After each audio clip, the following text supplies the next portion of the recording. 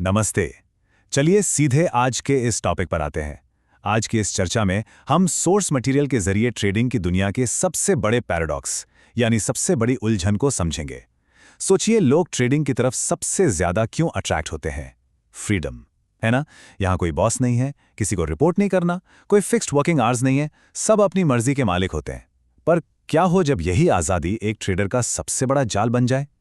आज के इस विश्लेषण में हम एक कहानी के जरिए देखेंगे कि कैसे हर आउटकम को, चाहे वो प्रॉफिट हो या लॉस, पूरी तरह से ओन करना ही असल में सक्सेस की चाबी है। फ्रीडम के बाद सबसे बड़ी चैलेंज आती है रिस्पॉन्सिबिलिटी। ध्यान दीजिएगा, ये सिर्फ एक कोट नहीं है, ये इस पूरे सोर्स मटेरियल का फाउंडेशनल थॉट है, एकदम कोर आइडिया। लोग ट्रेडिंग प्रोफेशन में कितनी बड़ी उम्मीदों के साथ आते हैं, क्योंकि यहां कोई अथॉरिटी फिगर नहीं होता जो उन पर नजर रखे या उनकी गलतियों पर उन्हें डांट लगाए। लेकिन पता है, यही एक्सटर्नल अथॉरिटी की कमी सबसे बड़ी प्रॉब्लम बन जाती है। जब अनअवॉइडेबल लॉसेस फेस करने पड़ते हैं, और लॉसेस तो होने ही है, तब ब्लेम करने के लिए कोई मैनेजर या सिस्टम नहीं होता। उस वक्त उस आजादी और रिस्पॉन्सिबिलिटी के बोझ को अकेले संभालना सच में बहुत मुश्किल हो जाता है। तो लोग इस बोझ से बचने के लिए क्या करते हैं? इसका एक परफेक्ट एग्जाम्पल है हमारी सोर्स कहानी का कैरेक्टर रजत। जब भी रजत को लॉस होता है तो वो स्क्रीन को गुस्से में घूरता है और कहता है, ये मार्केट तो पागल हो गया है। वो हमेशा, हर बार अपने फेलियर को एक्सटर्नलाइज करता है, मतलब गलती बाहर ढूंढता है। कभी कहेगा कि सेटअप तो परफेक्ट था, पर अचानक आई न्यूज़ ने सब खराब कर दिया। कभी बोलेगा ब्रोकर का सिस्टम स्लो था, या फिर मार्केट में मैनिपुलेशन चल रही है। लोग तो अपने लॉसेस को जस्टिफाई करने के लिए ग्लोबल इवेंट्स और यहां तक कि प्लैनेट्स की पोजीशन को भी ब्लेम करने लगते हैं। बस एक चीज नहीं मानते, और वो है अपनी खुद की गलती। अब इन दोनों सिचुएशंस के बीच का फर्क देखिए, बड़ा इंटरेस्टिंग है। जब रजत की ट्रेड्स प्रॉफिट्स में जाते हैं तो पूरा क्रेडिट किसका? खुद का। वो चौड़ी छाती करके कहता है, मैं तो जीनियस हूं, मेरी स्ट्रैटेजी एकदम किलर है। लेकिन जैसे ही लॉस होता है, रिएक्शन बिल्कुल उलट। ये मार्केट पागल हो गया है। ये बिहेवियर ना एक डीप कॉग्निटिव डिसोनेंस को दिखाता है। ये तो हिपोक्रेसी की हद हो गई, जहां एक इंसान सक्सेस का 100% क्रेडिट तो खुशी खुशी खुद ले लेता है, लेकिन फेलियर की जरा सी भी रिस्पॉन्सिबिलिटी लेने से ऐसे बच निकलता है जैसे उसका कोई लेना देना ही ना हो। और यहीं पर आता है सबसे क्रूशियल पॉइंट, जो मार्क डगलस की फिलॉसफी से निकल कर आता है। ये एकदम साफ है कि कंसिस्टेंट प्रॉफिटेबिलिटी के रास्ते में सबसे बड़ी रुकावट कभी भी एक्सटर्नल मार्केट फोर्सेस नहीं होती हैं। प्रॉब्लम बाहर नहीं है, प्रॉब्लम पूरी तरह से इंटरनल है। ये एक ऐसा फंडामेंटल एरर है जो ज्यादातर ट्रेडर्स को आगे बढ़ने से रोक कर रखता है। सोर्स मटेरियल क्लियरली बताता है कि जब तक पूरी इंटरनल अकाउंटेबिलिटी और रिस्पॉन्सिबिलिटी को दिल से एक्सेप्ट नहीं किया जाता, तब तक ट्रेडिंग में किसी भी तरह का सच्चा इंप्रूवमेंट आना बिल्कुल नामुमकिन है। अब इस एंडलेस ब्लेम गेम को तोड़ने के लिए कहानी में आता है एक जबरदस्त टर्निंग पॉइंट। रजत की मुलाकात होती है एक बहुत ही एक्सपीरियंस्ड ट्रेडिंग मेंटर से। ये मेंटर एक ऐसा रियलिटी चेक लेकर आता है जो इस हिपोक्रेसी को चकनाचूर करने के लिए बहुत जरूरी था। देखिए, जब कोई इंसान एक्सक्यूजेस के इस चक्रव्यूह में फंस जाता है ना, तो उसे बाहर निकालने के लिए किसी ऐसे शख्स की जरूरत होती है जो उसे सच का आईना दिखा सके। मेंटर ने बिल्कुल वही किया, आईना दिखाया और उस ब्लेम गेम के चलते सिलसिले पर एकदम से ब्रेक लगा दिया। मेंटोर ने बस एक सवाल पूछा, और उस एक सवाल ने सब कुछ बदल कर रख दिया। उसने पूछा, जब तुम प्रॉफिट में ट्रेड क्लोज करते हो, उसका क्रेडिट किसको देते हो? और जब लॉस होता है तब? ये क्लासिक सोक्रेटिक अप्रोच है। इस सवाल की डेप्थ और इसका लॉजिक इतना पावरफुल है कि ये किसी को भी डीप सेल्फ रिफ्लेक्शन करने पर मजबूर कर दे।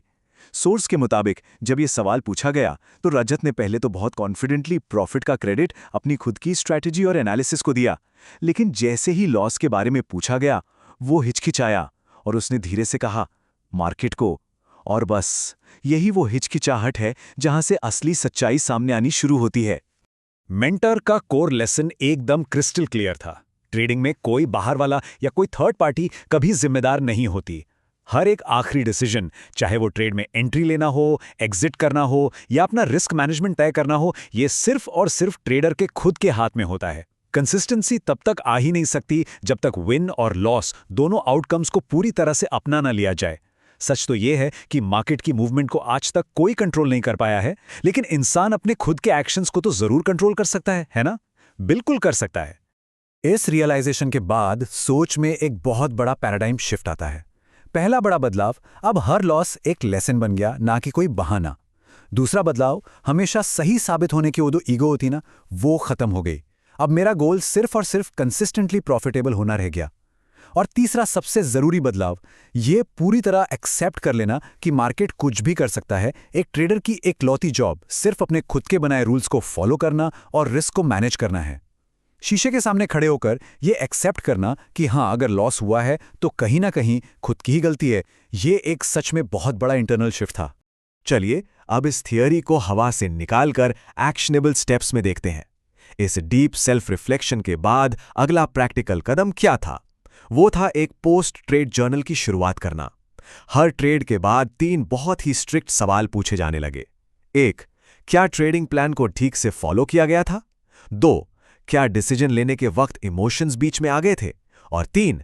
अगली ट्रेड के लिए ऐसी क्या चीज है जिससे बेहतर किया जा सकता है?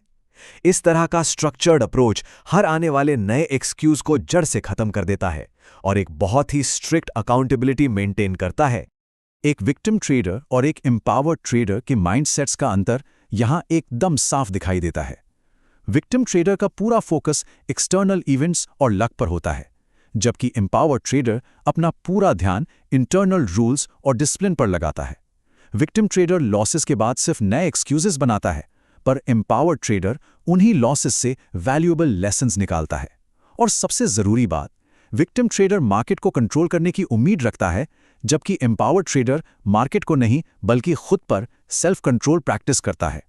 एब्सोल्यूट रिस्पॉन्सिबिलिटी लेने से पूरी डेस्टिनी विक्टिमहुड से उठकर एम्पावरमेंट में शिफ्ट हो जाती है। हमारे इस चर्चा का और इस पूरी कहानी का सबसे बड़ा टर्निंग पॉइंट ये रियलाइजेशन था, अब मार्केट मुझे नहीं, मैं खुद को कंट्रोल करूंगा। ये छोटी सी स्टेटमेंट एक बहुत ही प्रोफाउंड इंपैक्ट छोड़ती है। क्या फोकस उन चीजों पर होना चाहिए जिन पर किसी का कोई कब्जा नहीं है, या उन पर जो पूरी तरह से इंसान के अपने हाथ में है? ये सवाल हम सभी के सोचने के लिए है कि आखिर किसी भी जर्नी में असली कंट्रोल किस चीज पर होता है, बाहर की दुनिया पर या अपने खुद पर।